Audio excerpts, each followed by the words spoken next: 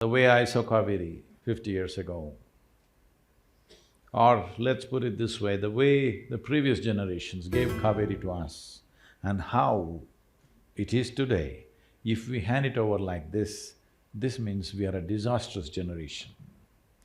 So I want to see that we are not a disastrous generation, we will fix it to whatever extent we can. Nobody should say, we have not done what we should have done. Because in our lives, if we do not do what we cannot do, there is no problem. But if we do not do what we can do, we are a disaster. So I don't want to be that disaster. I want to ensure none of these people, the people of this generation are not a disaster, that we will do everything we can do. And how do you… what do you think is responsible for all of this that is happening, and what is your advice to youngsters like us? Or I remember I was in UK for 2 months and I didn't know that there was a water problem, and I came home 3-4 days ago and my sister told me that… she told me, don't use the shower, use the bucket of water. You know, so many of us are unaware of situations, and can you throw some light on how this has happened and what we can do? See, there is no one agency or one force or one person to blame. It is just that fundamentally it's ignorance. The most basic ignorance about rivers is, people think river is a source of water, or a well is a source of water, or a pond or a lake is a source of water. In a tropical country, it is not a source of water, it is only a destination for water.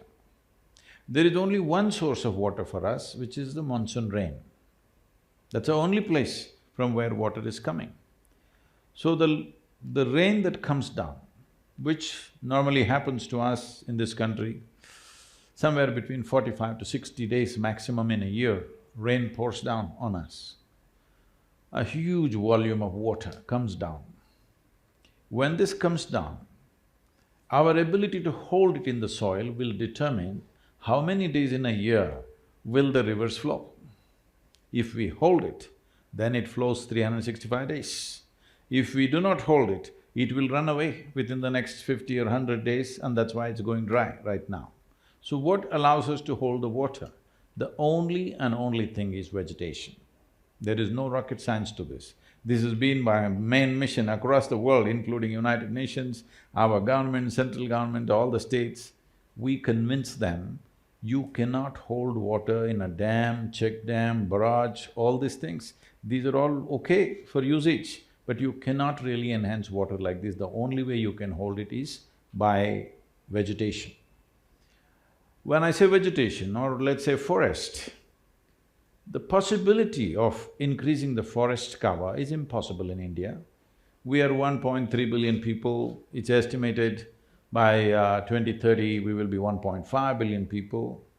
So there is too much pressure on the land, there is no way to increase the forest cover. The only other way is to go for agroforestry, that we use forests as a livelihood for ourselves. We grow forests for wealth, we grow forests for economic reasons. When I say we grow forests for economic reasons, right now in the world, the timber market in the world is over $300 billion. Are we sending any timber to any part of the world? No. But we are importing nearly 70,000 crores worth of timber, and we are importing about 1.2 lakh crores worth of timber products. So nearly 2 lakh crores worth of foreign exchange is going out. Even the timber we are getting is largely not certified. That means somewhere somebody is cutting forests.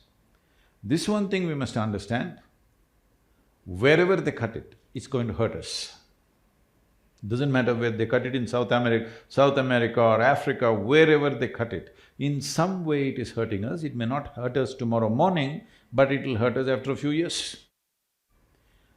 So, one thing is, it is a great economic plan for our farmers, because our farm situation is such In Karnataka, 71% of the farmers are on distress loans. In Tamil Nadu, 82% of the farmers are in distress loans. What a distress loan means is, the person who has taken the loan has simply no means to pay back. So he is distressed. It is like if you're earning 10 rupees, you took 2 rupees loan and we see that you can pay back. You're earning 10 rupees, but you have taken a 100 rupee loan, we know that there is no way for you to pay back. And interest is multiplying. So the only thing he can do is default, or run away, or sell the land, or hang from a tree. This is a tragic condition in the country, where in the last 15 years, over 300,000 farmers have committed suicide, 300,000. The 4 wars that India has had, 3 with Pakistan and 1 with China, 300,000 people did not die on both the sides put together. Our soldiers and the enemy soldiers put together, 300,000 did not happen. But that's the number of farmers who have died in the last 10 to 15 years' time. So, this could escalate big time, or total breakdown of social and economic situations can happen because 65 to 70% of the population in this particular trade called agriculture. And there is no scale to agriculture because land holdings are so small. So, we have converted nearly 70,000 farmers in Tamil Nadu. Every year we are adding a few hundred farmers converting into agroforestry. We could go like this, but it would just take maybe another 2 to 3 generations before we achieve what we want to achieve. So right now, Cauvery culling is an effort where I want to crush the time. In 12 years' time, we can do this if the necessary economic incentives come from the government. To one part, till we achieve 50% success, if there is economic incentive, after that even that will not be necessary because people will see how beneficial it is. On an average in Karnataka, they're earning 44,000 per hectare per year. In Tamil Nadu, they're earning around 46 to 48,000. But within the first 5 years, the first 5-year average is 3.2 lakhs per hectare. This is what the agroforestry people are earning. In the first 10 years, it's 4.6 lakhs per hectare.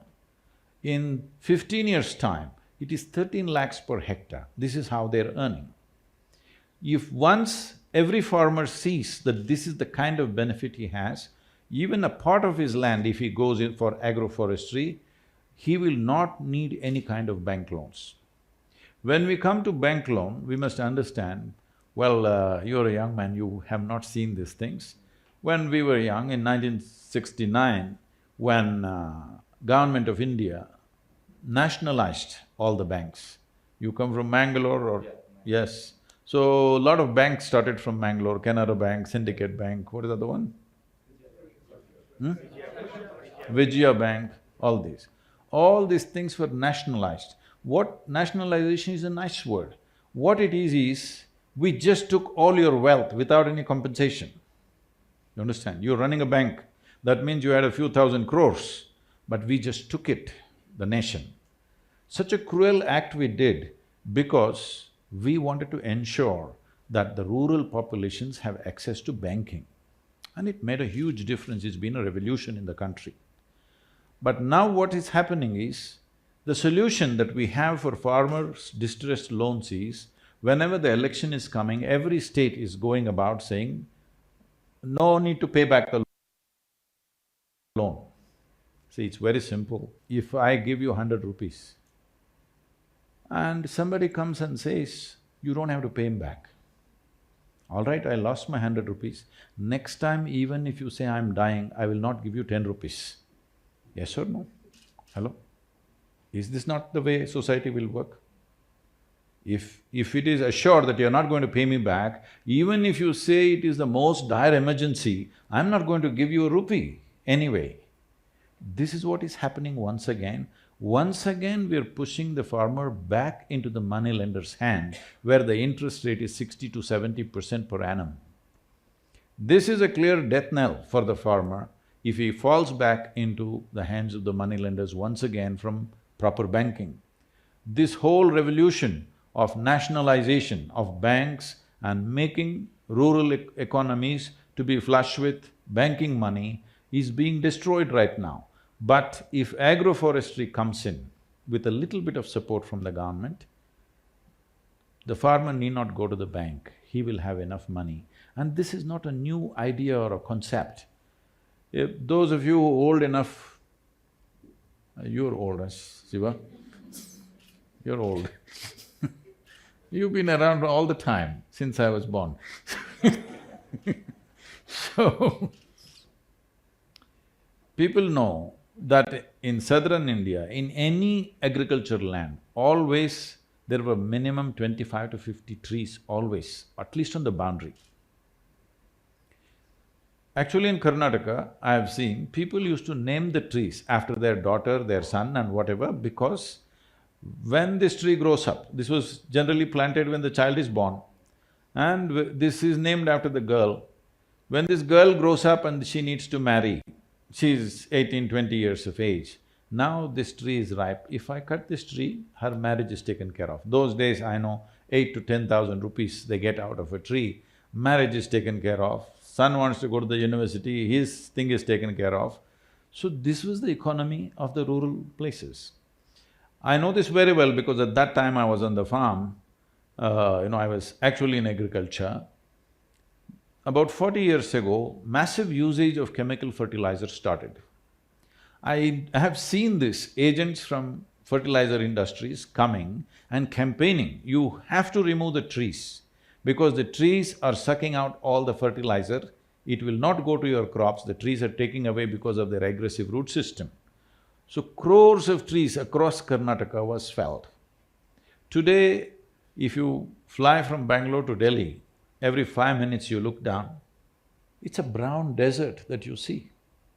Except Western Ghats, rest is just one brown desert from here to Delhi all the way, yes or no? What is our plan for this country?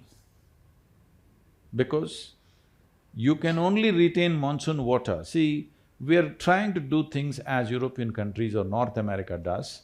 We must understand, they have glacial water, they have snow, water coming from snow. Snow sits for two feet, next 2 months it slowly melts and make sure it percolates. Our water is not like that, it comes in a downpour. If you don't have vegetation, it'll just run away, not just run away, it'll take the topsoil and run away. That's what is happening right now. So Cauvery is not even touching the ocean for 6.5 to 7 months in Tamil Nadu. So Tamil Nadu people are thinking, Karnataka people are drinking up too much water. Yes, they think Kannada people are drinking too much water, they want to fight with you. They have to come upstream and see. Here also there is no water. So I was just talking to the Tamil farmers, I said, yes, this fight is… Sadguru, you must tell them to release water. I said, all this fight is fine, and just wait for another 20 years. There will be no fight because there will be no Cauvery in Tamil Nadu. Yes, that's where it's going. On an average, where the Cauvery goes dry, what point it goes dry, on an average, it's withdrawing 3 to 8 kilometers per year. That means, right now, it's about 400 plus kilometers in Tamil Nadu, the Cauvery is running. Probably in another 40 years or 50 years, it will not even enter Tamil Nadu. That's how serious it is. So, I'll go back to your thing about farmers and you spoke about loans and things. I just want to ask, what can a common man do to help farmers? Or if I'm not a bank, but if I want to go with a set of friends and help the farmers, what do I do? So right now, to assist the farmer to shift to agroforestry, there are a few things to happen. One thing is the saplings, large-scale development of saplings. We are looking at, in 12 years, to plant 242 crore trees, that is 2.42 billion trees. If you want to do something so massive, it needs a very organized effort and it needs a certain agility which normally I'm not trying to criticize anybody, but normally the state governments don't have such an agile machinery to act. So in Tamil Nadu, we have about 32 nurseries spread across Tamil Nadu. So we've planted over 35 million trees in the last 18 years, all on our own steam. That is, no government help, no nothing, just as a movement, people's movement. Now this needs to scale up big time, so we have clear-cut plans how to multiply this. Today there's tissue culture, we have all the technologies, everything, we've assimilated all these things properly. Now to act, we are looking at taking in all the aspects. It costs about 42 rupees per sapling. In the first phase of 4 years, we need to plant 72 crore trees. If you can campaign a little bit, on your bat if you can have Cauvery calling 42 rupees.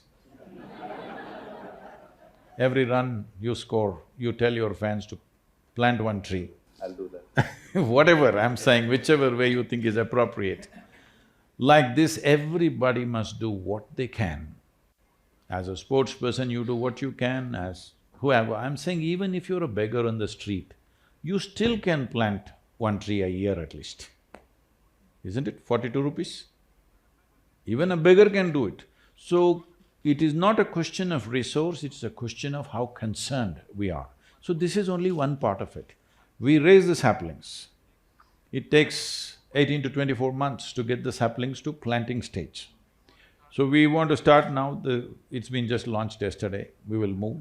In September, we're doing the rally, riding about 14 to 1500 kilometers and having about 865 events have been planned along the way. We're a little crazy about these things, how So, this is one part. The next part is to put enough pressure on the government. We have spoken to the Jal Shakti minister, most probably he may come and flag off the event. The environment minister, important thing is to release the trees. Releasing the trees means in this country, if you grow a tree on your own land and you cut it, tomorrow you can get arrested. Okay? So, we got 18 species of trees released, that if you cut them, there is no problem. But still high-value trees are not released. I am saying, I have put this to the central government, the laws should become like this. Right now, there are laws. These are British-made laws. You know the English.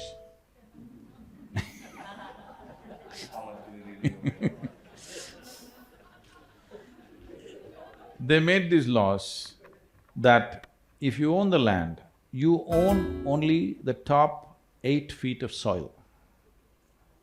Beneath that, it belongs to the government. So most people do not know this, the water in your well actually belongs to the government. Today, Tamil Nadu is exercising this right.